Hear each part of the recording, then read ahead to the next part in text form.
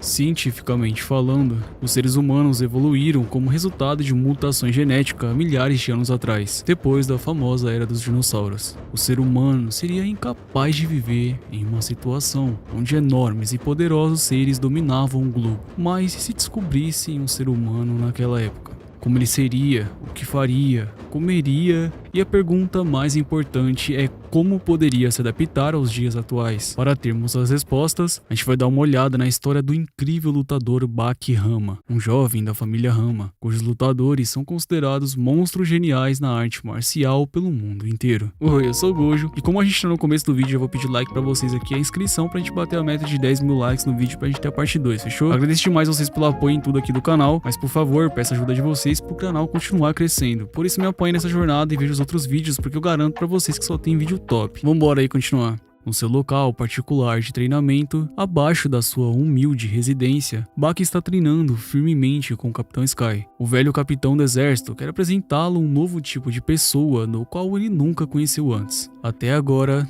todas as pessoas que conheceu foram novas e surpreenderam ele, por isso já está acostumado com a sensação de inovador. Mas uma pergunta peculiar é feita da parte do capitão, que queria saber, na opinião do jovem, qual seria o animal mais forte da história: tigre siberiano, Yujiro Hama, leões ou mamutes. Nenhuma das alternativas atinge o ponto que o capitão deseja, mas ao tocar no assunto de dinossauros, ele se prostrou para frente jogando um jornal contendo a nova notícia do momento.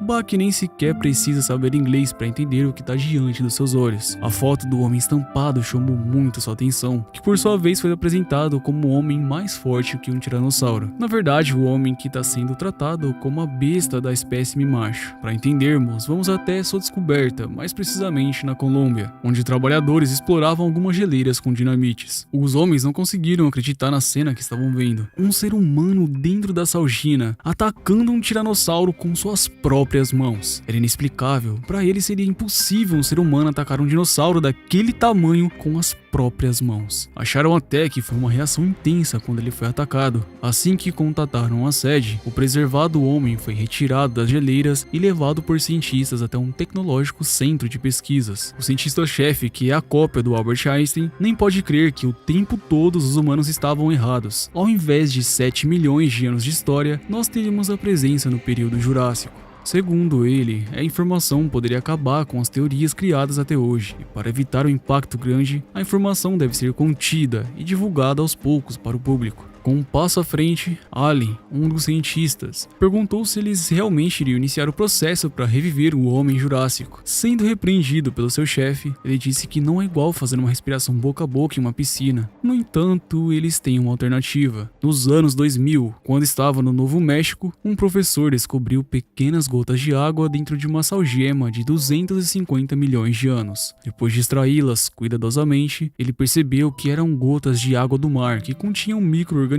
perfeitamente preservados naquela água. Ele as colocou em um ambiente ideal com nutrição, estimulação e temperatura simplesmente perfeitas. Então, 120 dias mais tarde, cada um dos micro-organismos tinha voltado à vida. É claro que eles não poderiam dizer que estavam vivos, mas também não significava que estavam mortos. Eles apenas estavam esperando as condições ideais para voltarem à vida durante 250 milhões de anos. Segundo o professor, foi o sal forte nas camadas de um paredão de 1000 metros de espessura de salgema que foi capaz de proteger os micro-organismos da inescapável força do tempo. É por isso que, em teoria, seria possível trazer Pickle de volta à vida. O professor novamente chamou a atenção de Allen, que fala isso como se fosse praticamente Deus revivendo uma pessoa, e somente ele poderia fazer isso. Porém, de qualquer forma, eles tentarão reanimar o Homem Jurássico, já que não custaria nada tentar. No 90º dia do projeto de renascimento do Pickle, do professor Payne, inúmeros eletrodos de checagem de pulso foram colocados no Pickle. Já que ele viveu durante o período Jurássico, a temperatura do laboratório foi reajustada de acordo com a época. Pickle está imerso em uma solução similar aos seus fluidos corporais, e todo esse equipamento imita perfeitamente o ciclo das marés. Isso tudo junto, é claro, do ritmo pulsante, que é a mãe de todas as vidas. Só que, porém, nada disso faz o Homem Jurássico acordar do seu sono. Por isso, Allen pensa que esse projeto é um fracasso. Enquanto sentado, ele comeu sua refeição medíocre, pensando no quão bom seria poder comer um bife suculento. Isso levou ele a ter uma ideia incrível e tão inovadora que seria impossível não querer executá-la. Allen queria ser o primeiro ser humano vivo a comer carne de dinossauro. No laboratório, o professor fez um achado impressionante, dando a ele algumas respostas. O tecido de carne do estômago de Pickle era o mesmo tecido da carne do dinossauro, o que indicava que Pickle era quem estava caçando um tiranossauro antes do congelamento iminente. Allen, no entanto, estava curtindo o momento na cozinha. Sua nojenta ideia de comer um bife de dinossauro saiu do papel para a frigideira. Preparando a comida, ele serviu à mesa como um prato chique a ser saboreado e estranhamente comeu sem sentir qualquer repulsa da carne que parecia podre. Assim que sentiu o cheiro da carne preparada, Pickle deu sinais de vida e acordou do seu sono profundo. O homem que começou a se levantar ficou impressionado, pois tudo que viu era profundamente misterioso. Linhas retas correndo verticalmente, uma parede coberta de luzes brilhantes, círculos, transparência. Tudo que ele colocou os seus olhos eram coisas para ele que não existiam até pouco tempo atrás. Cercado de mistérios, só havia uma coisa do qual ele conseguia reconhecer: um cheiro. Sim, aquilo ele conhecia e vinha daquele caminho, um pouco mais à frente. Em pé, com água escorrendo pelo seu corpo, o homem estava parado observando o pequeno homem magrelo desfrutando da sua carne.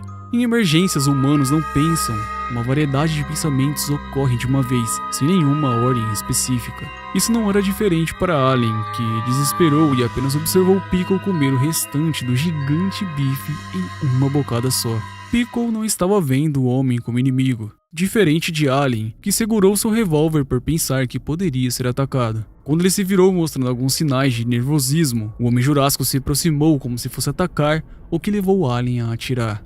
A pistola, um item adquirido com os avanços da tecnologia e civilização, foi disparada 3 vezes contra a carne dele. As balas de 9mm não foram capazes de perfurar os músculos abdominais do lutador Jurássico Pickle. Para Allen, que ainda estava em choque, aquele foi o maior choque da sua noite. Disparando as balas com as próprias mãos, Pickle acertou Allen no ombro e perfurou o cientista, que com uma reação natural apenas urinou no chão. Notando que ele ainda estava em estado de estresse, ele disparou ainda mais contra o homem, que ao se aproximar segurou forte nos seus ombros. Diferente do que ele imaginava, Pickle não tentou comê-lo e estava apenas tentando pedir alguma coisa. Ele queria que Allen fizesse alguma coisa. Seja como for, Pickle é como se fosse uma besta selvagem.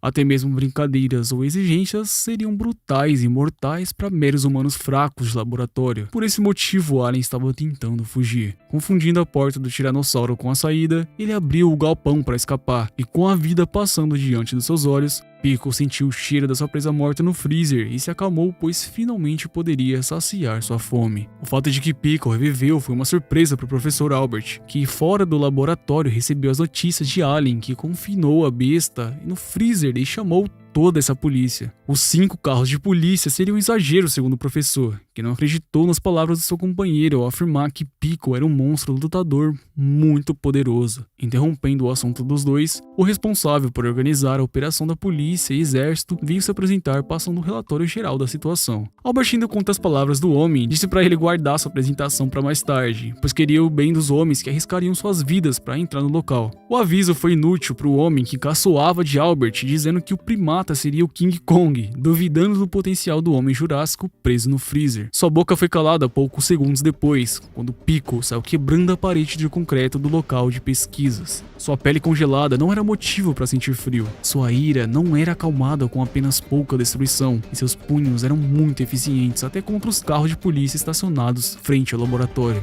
O desespero então foi iniciado e a polícia informou ao exército que um terrorista armado havia entrado em uma usina de resíduos nucleares. O exército ficou feliz em ser destacado, pois eles finalmente têm a oportunidade perfeita para testar uma nova arma que estava em desenvolvimento. O relatório falso não incomodou o chefe de operação do exército, pois Albert era um importante membro da sociedade, ganhador de prêmios nobéis. Esse fato em si o ajudou a entender que Pickle era um tesouro para as pesquisas. Por esse motivo, ele tem que ser capturado vivo, e não dá para aceitar outra realidade. A máquina de batalha funcional então foi designada para a missão. Seu operador já teria 2 anos de experiência com diversas funções bem executadas e um trabalho muito bem executado pelo homem habilidoso. Só que em poucos segundos, Pico mostrou a diferença de um ser humano que vivia dentre os mais fortes monstros do planeta antigo, derrotando a máquina, forçando o operador a ejetar para salvar a sua vida. Por esse motivo, o exército foi convocado com Sky, o capitão das forças especiais, tomando a iniciativa para resolver o assunto. Se despindo das suas roupas, saindo de suas funções e se aproximando calmamente, ele mostrou olhos que claramente não via Pico como inimigo. Essa em si seria a primeira vez que o primata teria presenciado tal comportamento pacífico. E apesar de não entender palavras, conseguiu entender as intenções boas do velho homem que queria levá-la a um lugar onde, segundo ele, teriam muitas pessoas como Pico, e esse lugar seria o Japão. A notícia do novo homem primitivo viralizou. Sua chegada dentro do avião militar chamou a atenção de todas as mídias sociais possíveis, que querem garantir o seu pedaço no bolo, cobrindo a fama dessa novidade do mundo da ciência. Dois homens apresentam um homem que chegou rodeado de grupo de soldados do exército. Passando dos 2 metros de altura, seu olhar fulminante chamou a atenção, e na narração eles interpretaram que Pico estava checando toda a área instintivamente. Baki, observando, ficou impressionado com o quão forte esse cara aparenta ser, até mesmo suando frio em sua casa. O programa continuou e uma ordem ridícula foi dada à jovem repórter que estava na cobertura do caso. Foi pedido a ela para tentar se aproximar e ter uma rápida entrevista com o homem primitivo. Concordando com essa ideia imbecil, Aizawa, a nossa querida repórter, se aproximou de Pico e prontamente empurrou os homens para observar a garota mais de perto. Segurando sua cabeça, ele a moveu para o chão, ficando em uma posição próxima a uma luta de jiu-jitsu. Só que infelizmente para a repórter, lutar não era a ideia de Pico, que em seguida rasgou suas roupas. Os homens tentaram parar Pico utilizando golpes desesperadamente e lamentavelmente foi inútil contra um gigante homem primitivo, que forçou um acasalamento ao vivo com a repórter. Todo o Japão viu aquilo. A selvageria era tão natural para ele. Metáforas não fariam justiça. Alguns lamentaram a perca do controle, outros simplesmente não aceitaram a situação. Mas e agora? O que esse ser primitivo vai fazer depois disso? Que tipo de atitude ele tomaria? E com todos tensos sem saber qual atitude ele tomaria, Pico se deitou e dormiu. Albert, o renomado cientista do Prêmio Nobel, resolveu se pronunciar sobre o ocorrido em televisão pública. Na base da sua explicação, uma nova teoria em que ele veio refletindo serviu como base para criar um argumento válido a todos. O fim repentino que levou os primitivos dinossauros a serem extintos na Terra era bem conhecido. Um meteoro gigante que colidiu com a Terra fez emergir uma nuvem de fumaça que bloqueou toda a luz solar. Toda a superfície da Terra mergulhou exatamente na mesma temperatura do espaço, que sabemos ser de menos 270,4 graus Celsius. Tudo que existia na superfície da Terra acabou congelando. Os dinossauros gigantes, os insetos e assim como todas as batalhas. Aquele impacto deslocou as placas da crosta terrestre. Como resultado, o extrato da rocha salina, conhecido como geogema, que geralmente é instável, acabou por preservar essa batalha. Referente aos 2 seres conservados no sal, um dos seres havia sido muito danificado, sendo impossível passar pelo processo de reavivamento. No entanto, o outro estava intacto. Em relação ao infeliz incidente no aeroporto de Haneda, ele não sentia nada além de um pesar pela repórter que acabou sendo vítima daquilo. Mas segundo ele, todos têm que entender. Ele veio de uma terra de 200 milhões de anos atrás, que pode muito bem ser um planeta totalmente diferente. Portanto, os valores e ética que todos seguem não significam exatamente nada para ele. Como a repórter era muito popular, multidões se reuniram para uma manifestação em frente à base militar que estava em posse da guarda de Pico. E como o exército não se prontificou a dar respostas sobre o que ocorrido, o nível de estresse de todos teria chegado no seu limite. Em meio a todo esse entardalhaço, o homem conhecido como Yujiro Hama, a besta mais forte do mundo, se posicionou frente à multidão, querendo entrar na base do exército americano para fazer uma visitinha ao primitivo Pico. No entanto, ele não é o único que está curioso quanto à força primitiva do homem. O grande lutador de Kung Fu, Hitsu Kaio, invadiu a base pelas grades laterais para conhecer aquele monstro. Usando algumas artes marciais de ocultação, Hitsu distraiu um guarda e colou nele como se fosse uma espécie de sombra, copiando todos seus movimentos. A abordagem cautelosa do lutador nem se comparou a Ryujiro, que na entrada da base ameaçou os homens que tentaram lhe parar de prosseguir. Entrando em posição de briga, os homens se intimidaram a ponto de chegar a se bater, quase como um feiticeiro, e Ryujiro apenas observava os homens se agredindo sem parar. Mesmo sangrando, perdendo os dentes ou com as caras inchadas, aqueles 3 soldados não tentaram parar. Mas então, como se estivessem recebendo a ordem do presidente, os 3 pararam. E o Jiro parabenizou a ótima escolha dos soldados que estavam arrebentados na sua frente. Se eles fugissem, todos acabariam mortos. Se lutassem, todos acabariam mortos. E por isso eles decidiram lutar entre si, a fim de salvar a própria vida, já que poderiam lutar até apenas desmaiar. A expressão de alívio dos 3 deixou claro para todos que eles estavam tranquilos até a alma, pois foi óbvio que eles ali escaparam da morte. E para finalizar, cortando o cadeado com a própria mão, Yujiro suavemente entrou na base como se fosse a sua própria casa, sem ninguém sequer tentar pará-lo. No modo furtivo, Hetsu, o mestre de Kung Fu, passou para outro soldado que comentou estar fazendo rondas próximo à base de que estava mantendo Pico, prosseguindo calmamente até que foi descoberto por uma luz que refletiu o seu longo cabelo. Com uma técnica de combate rápida, ele nem deu chances para o homem chamar reforços e desmaiou para dar continuidade com seu plano. Jogando o corpo desacordado perto de um beco, ele finalmente achou a base na base, dando início à sua infiltração no quarto da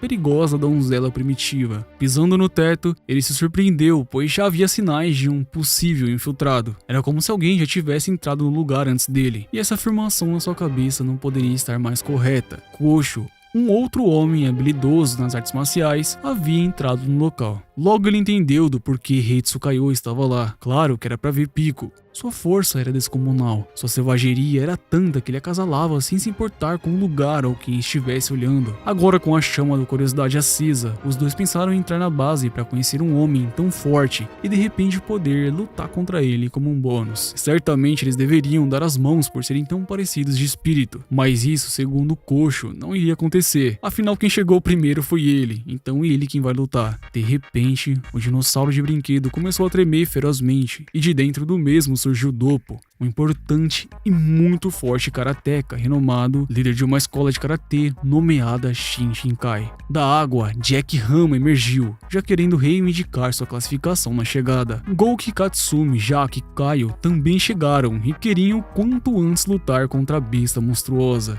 A reunião não daria nem tão certo se fosse marcada. Então daí pra frente todos riram e caçoaram da situação que mais parecia uma brincadeira de ninja. De fato, todos os lutadores são farinha do mesmo saco. Eles não podem aguentar sua vontade de lutar e todos se consideram artistas marciais com um verdadeiro pedigree. A pergunta agora é: qual deles irá lutar? Antes de tudo, era melhor conferir Pico e decidir o que fazer. Só que ao observar, eles notaram um homem estranhamente relaxado, dormindo tranquilamente, mesmo que tivesse toda aquela comoção fora da sua árvore. Isso só faz Gouki pensar se eles o consideram inimigos à altura, e o comentário deixou Jack tão nervoso que acabou atacando a árvore com força. Sinceramente, isso nem afetou Pico, que apenas se levantou para mijar, impressionando todos os presentes na sala. De repente, uma coisa chamou a atenção de Pico, ou devo dizer, uma presença. E o Jirohama causou uma grande estranheza no homem, que observou sua entrada na sala atentamente com os olhos. Katsumi, tentando se intrometer, levou uma patada e uma lição de moral das boas de Yujiro, dizendo que ninguém o considerava um oponente digno devido à sua dependência pelo pai Doppo. Ele viu através do outro, apontando exatamente o que o jovem lutador de karatê estava pensando. Só havia então uma única coisa que ele poderia fazer. Partindo para cima, ele foi desmantelado por Yujiro, que apenas retirou seu cardaço em sinal de força, respectivamente jogando ele na sua cara. Continuando, para conhecer Pico, Yujiro nem precisou de chave e entrou de cabeça no vidro, que seria impenetrável. Pedindo licença, ele tentou repassar os sentimentos como uma espécie de mãe quando se passa amor para um bebê recém-nascido. Os 8 lutadores que estavam ali reunidos, incluindo ele, estavam lá para lutar contra Pico. Durante a época em que criaturas poderosas andavam sobre a Terra, ele se alimentou das mais fortes entre elas. Se ele apenas quisesse comer, havia outras inúmeras maneiras para fazer isso. Mas ao invés disso, ele foi atrás, e isso interessou Yujiro, que levantou seu punho para ter uma troca de forças com o homem primitivo. Assim que foi jogado no chão, Pico se levantou. Só que essa simples ação teria sido uma das mais belas que os homens tiveram durante toda a sua vida. Tudo porque a inveja dos guerreiros acabou de atingir o seu auge, já que Piccolo teria uma musculatura bem mais completa do que a deles. Interrompendo esse momento, o exército fez um pronunciamento pedindo a Yujiro que saísse da sala de Piccolo para conversar. Educadamente, um homem do exército começou a bajulá-lo e não queria de forma alguma prender aquele homem, que teria assim invadido o local. Dando diversas desculpas, o homem não queria causar a fúria do ogro e resolver a situação calmamente para que seus superiores não caíssem sobre ele. Por isso ele disse que apesar da honra de conhecê-lo pessoalmente, ele pedia que por favor Yujiro se retirasse. Afinal, Piccolo era um especial patrimônio vivo de todo o mundo. Só que a condição para sua retirada, no entanto, seria de que todos os homens que entraram também sairiam ilesos, já que todos eles não entraram para roubar ou destruir alguma coisa. Assim como Yujiro, eles teriam apenas entrado para conhecer o monstro. Só que para Yujiro, se ele não quisesse aceitar, por ele tudo bem. O soldado se levantou rapidamente, aceitando de bom grado a oferta do ogro. E por isso, de forma pacífica, a intrusão do meio da noite dos homens mais fortes do mundo foi encerrada. E todos os guerreiros ali foram liberados a 10 km da base militar. Todos exceto um careca palerma que foi descoberto mesmo sem sair do esconderijo.